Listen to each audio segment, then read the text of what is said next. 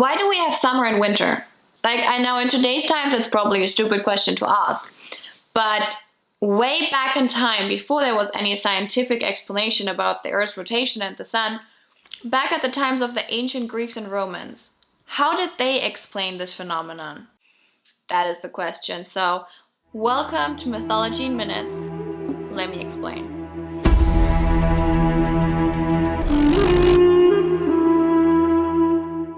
The people did not have any science back then, but they had their gods. Back in the ancient times, winter was very hard for the people. Mortality rates went up, animals were dying, and plants and harvests were not able to grow anymore. In their minds, these particular hardships could only have something to do with godly interference. In this case, the goddess of fertility and harvest, Demeter. Demeter had a daughter, Persephone, together with Zeus, the father of all gods and all men. So Persephone grew up to be a beautiful and young girl. One day, Persephone went out picking flowers. And when she was out picking flowers, she was spotted by none other than the god of the underworld, Hades.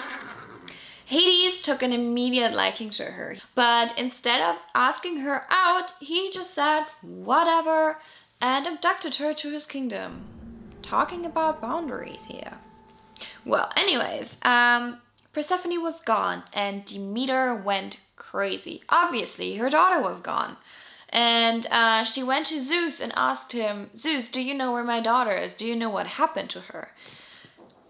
Zeus knew very well what happened to Persephone because he had seen his brother abducting her.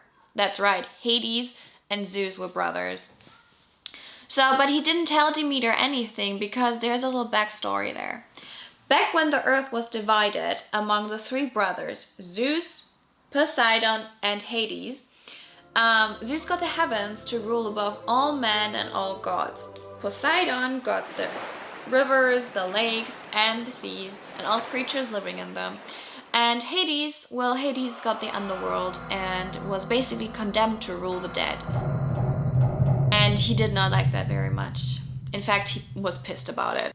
So Zeus just thought, maybe not stir up his anger even more and let him just have the girl that he desires.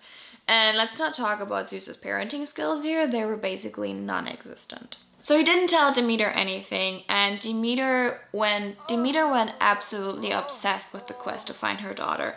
Naturally, who wouldn't? So, and she got so obsessed that she also forgot her duties over it.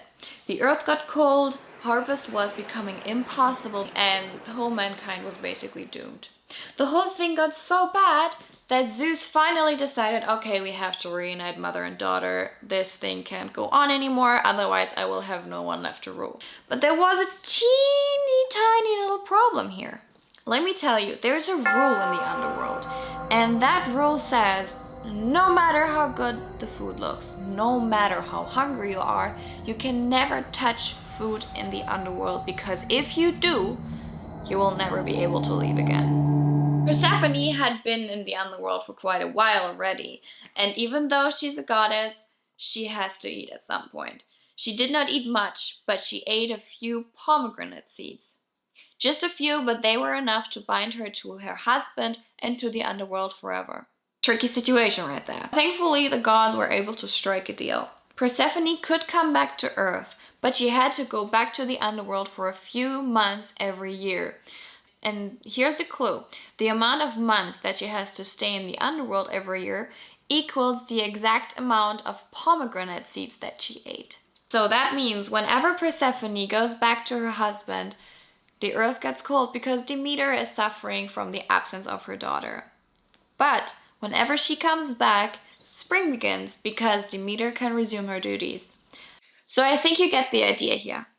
The good thing about mythology is it can be adapted. So wherever the story was told, change a little bit. In places with a fairly short winter, she had only eaten a few pomegranate seeds. But in places with a very long winter, she had eaten more. So, and this is how people explain seasonal change back in times where science was not an option yet. So this is it. Thank you guys so much for watching. There will be a new Mythology in Minutes video every Wednesday. If you like this video, then please leave a like. Also subscribe, and if you want to be notified whenever a new video comes out, just hit the little bell over there. And I'll see you guys next time. Bye!